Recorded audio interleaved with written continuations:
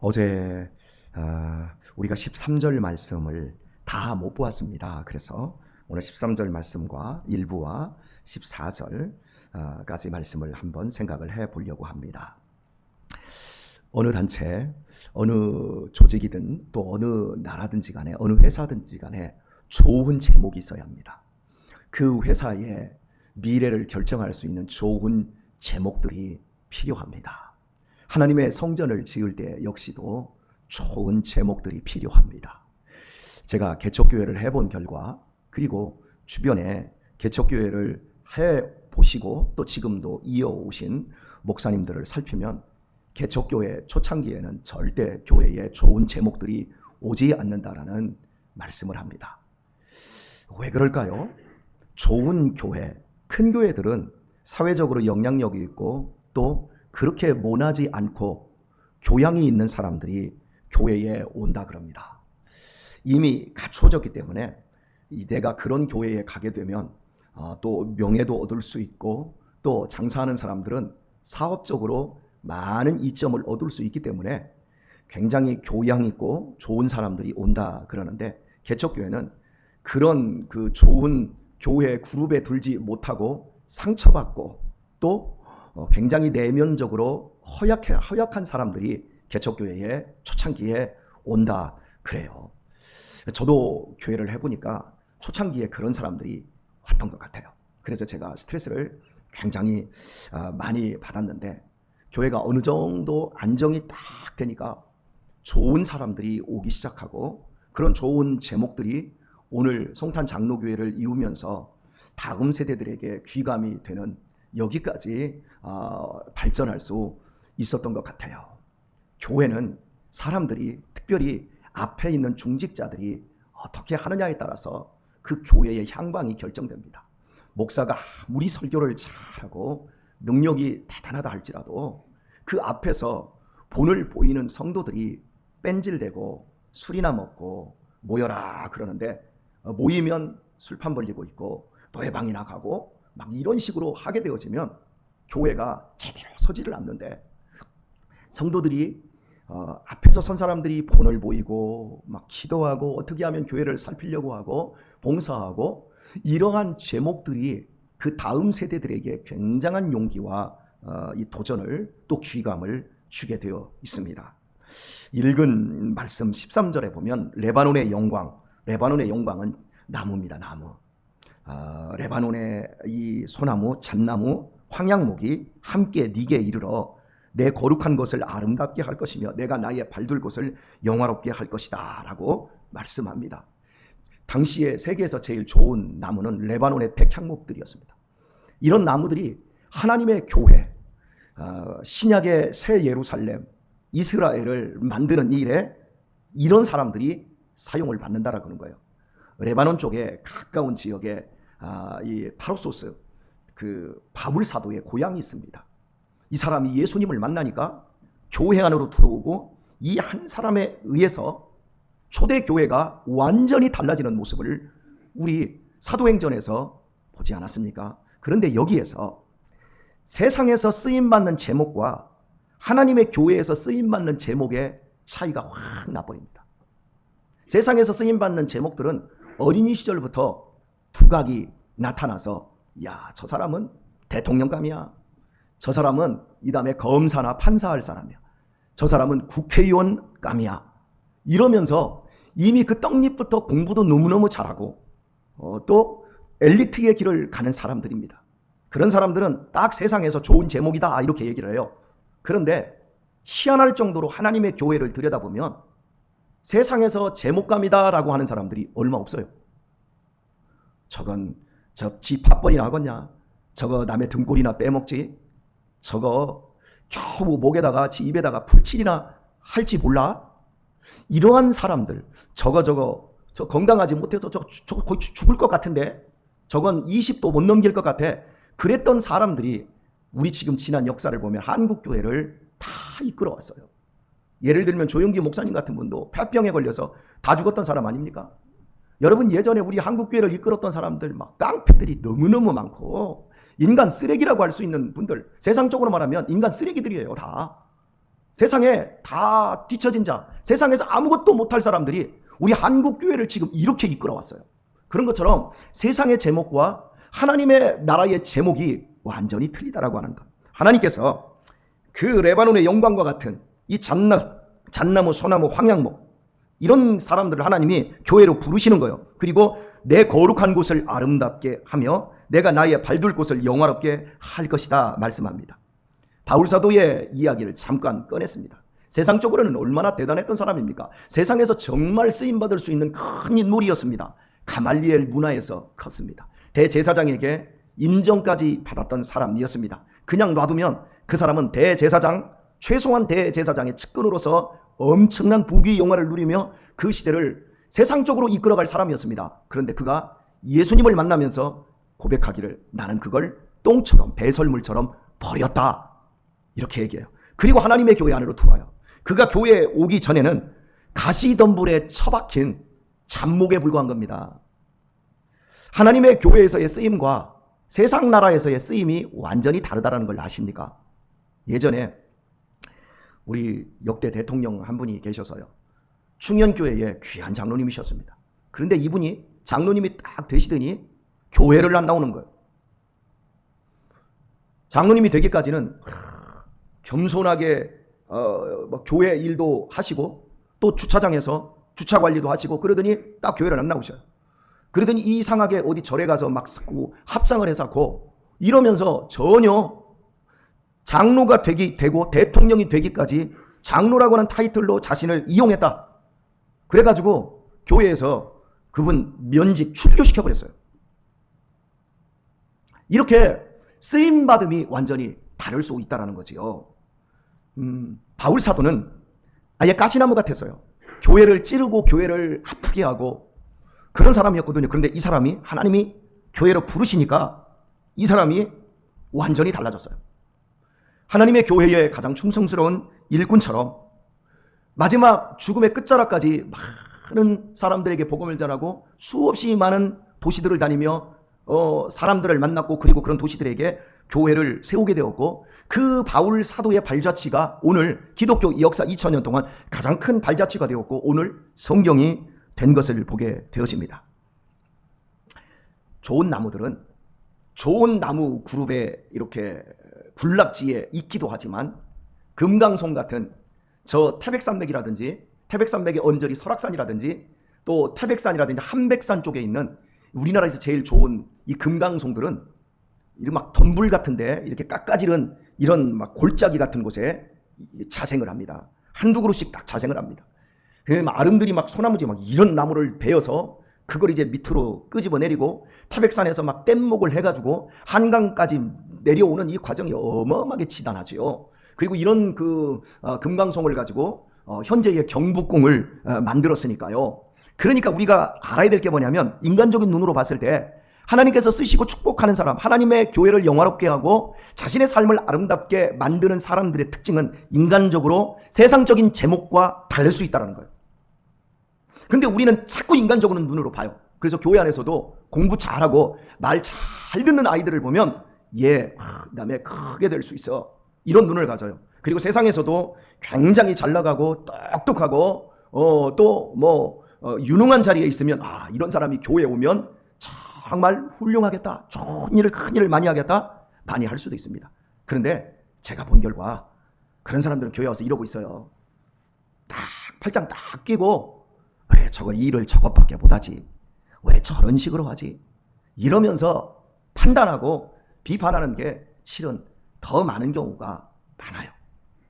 그래서 우리가 교회 안에서도 공부를 못하고 또 여러 가지 삶에서 핸디캡이 있고 이러면 좀 소홀히 여기는 경향들이 있어요. 근데 나중에 보십시오. 누가 하나님의 교회를 더 충성스럽게 섬기고 더 많은 사람들에게 영향력을 펼치고 사는지 여러분 알게 되어질 것입니다. 분명히 그렇습니다. 더 못난 사람들, 못난 나무가 선산을 지킨다. 좋은 나무들은 다 베어서 다 팔아먹지만 그 못난 나무가 선산을 지킨다라고 하는 것처럼 하나님의 교회에서 쓰임받는 사람들의 특징 아무도 무시할 게 없어요. 정말 무시할 게 없어요. 제 고향에 가면 오덕교회라고 있는 교회가 있어요. 이게 면이 아닌데 리 단위에 있는 교회인데 굉장히 면 단위에 있는 교회보다도 제가 다닐 때 교회가 컸어요.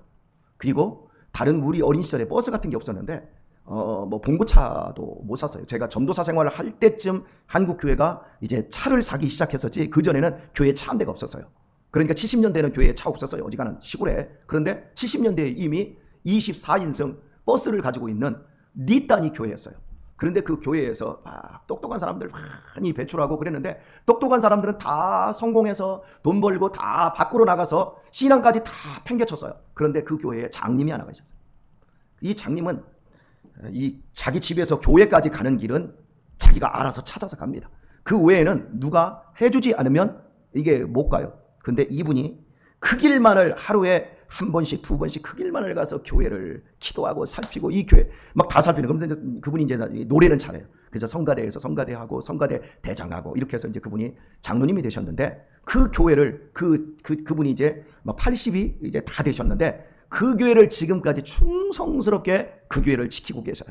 그분의 친구들, 함께 어린 시절 함께 했던 친구들은 세상에서 잘 나간다고 교회도 다 팽개치고 그냥 혼자 그렇게 그냥 자기 잘 먹고 잘 살았어요. 나중에 아무것도 지금 남는 게 없어요. 근데 그분은 당신이 지켜온 그 교회에서 내가 그리스도의 흔적을 가졌노라, 스티그마, 주님과 함께한 흔적, 눈이 보이지 않았어도 세상적으로 아무것도 아니었어도 그 교회의 가장 중심의 기둥과 같은 황양목이나 소나무와 레바논의 잣나무 같은 역할로 그가 선 곳을 아름답게 만들었어요.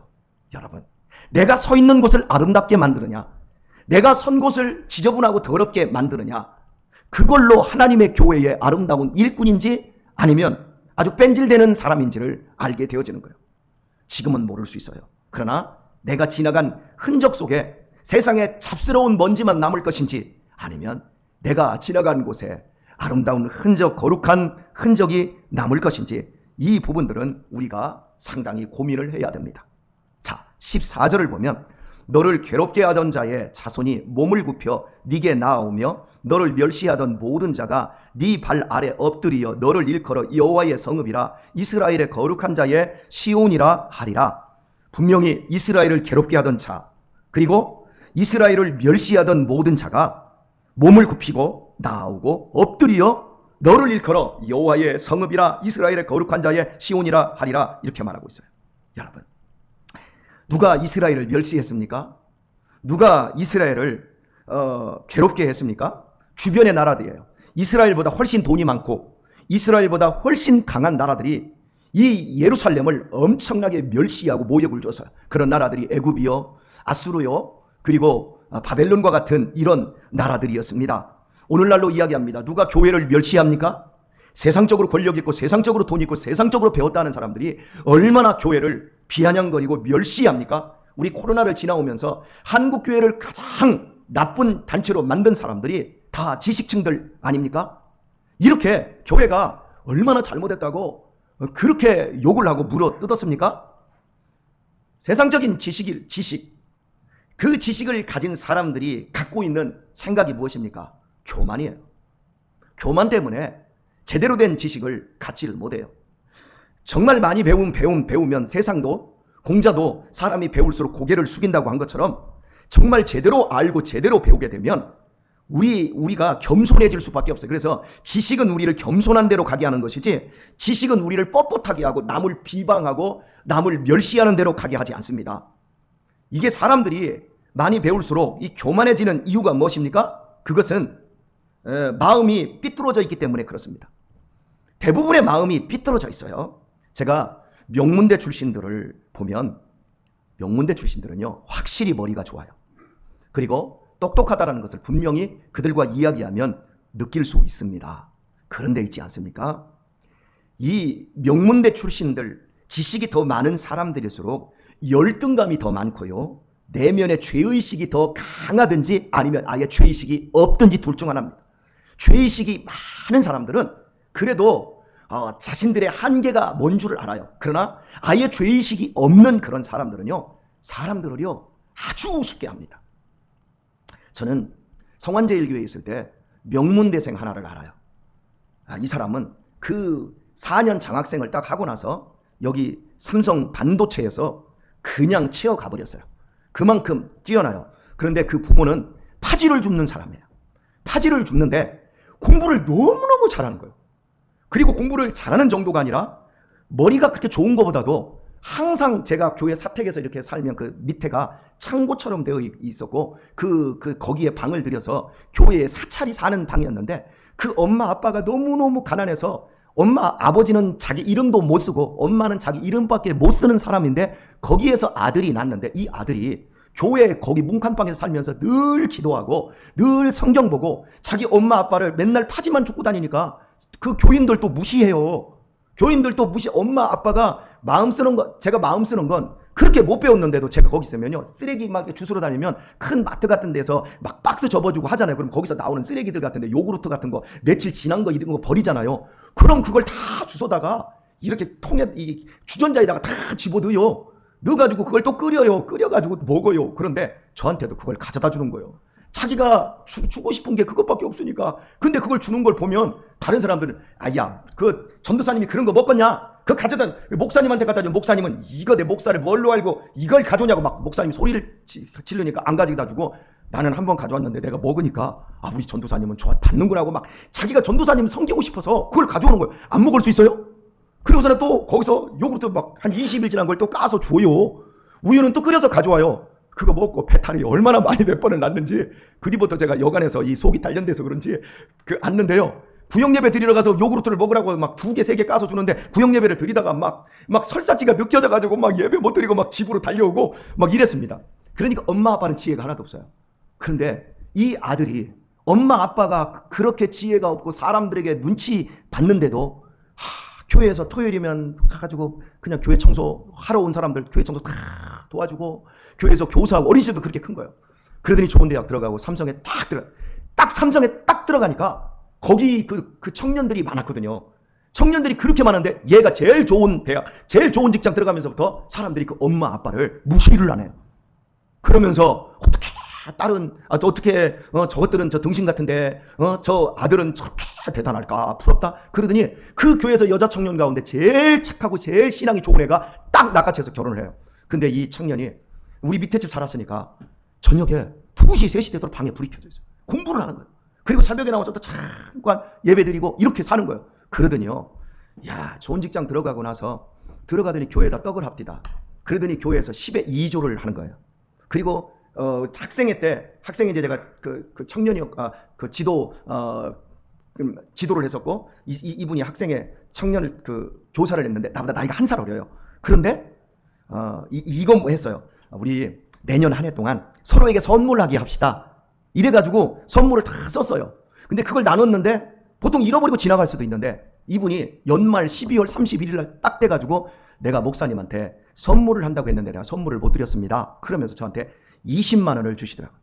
제가 나보다 나이가 어린데도 내가 이분을 제가 지금 여러분에게 자꾸 경어를 쓰고 있잖아요. 이분에 대해서 함부로를 할 수 없는 그 경건함과 사람됨이 어른이에요. 어른. 참 귀한 사람이에요.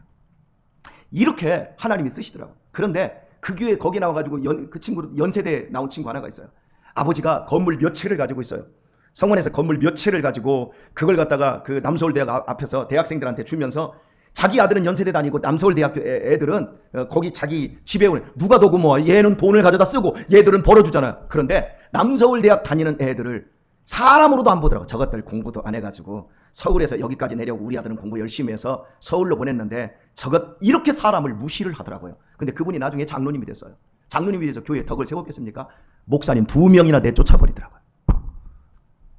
오늘 우리의 삶 속에서 우리가 지식이라고 하는 것, 그것이 우리를 교만으로 가게 되면 우리의 자식들이 나중에 한심스러워집니다. 그러나 우리의 신앙의 지식이 겸손으로 가게 되면 오늘 본문에서처럼 너를 괴롭게 하던 자의 자손이 몸을 굽혀 네게 나아와 그리고 너를 멸시하던 모든 자가 네 발 아래 엎드려 너를 일컬어 여호와의 성읍이라 이스라엘의 거룩한 자의 시온이라 하리라. 여러분 보세요. 내 신앙을 가장 멸시하는 사람들이 내 자식일 수 있어요.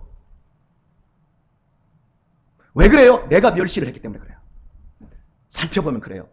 그런데 내가 겸손히 충성하고 겸손히 엎드리면 이런 자식들까지도 우리 아버지는 여호와의 성읍이야. 우리 아버지의 삶은 거룩한 자의 시온이야. 하나님이 이렇게 신원하여 주신다는 거예요. 저는 우리 성도님들과 함께 이 비전을 함께 이뤄가기를 축복합니다. 오늘 우리의 삶 속에서 세상의 지식이 우리를 지배해버리면 내가 알고 있는 그 조금, 조간신문 하나 보는 사람이 제일 위험해요. 그 얘기만 하니까 조간도 봤으면 석간도 보고요, 주간도 봐야지요. 조간신문 하나 보고 나가지고 이래 하고 자기가 다 하는 척하고 책 한 권 읽은 거 가지고 내가 이거 전부야, 세상적인 지식 내가 뭔가 전공했다고, 내가 박사 됐다고, 그거 안다고 다 아는 것처럼 뻐기는 그런 사람들. 에이브라함 링컨 같은 사람은 자기가 하나님의 사람이 되고 보니까 자기가 그렇게 무지하다라는 걸 알았대요. 그래서 자기보다 더 뛰어난 자기의 정적들까지도 다 입각을 시켜서 장관으로 쓰는 것처럼 오늘 진정한 지식, 그것은 경배하고 엎드리는 대로 가는 것이지요.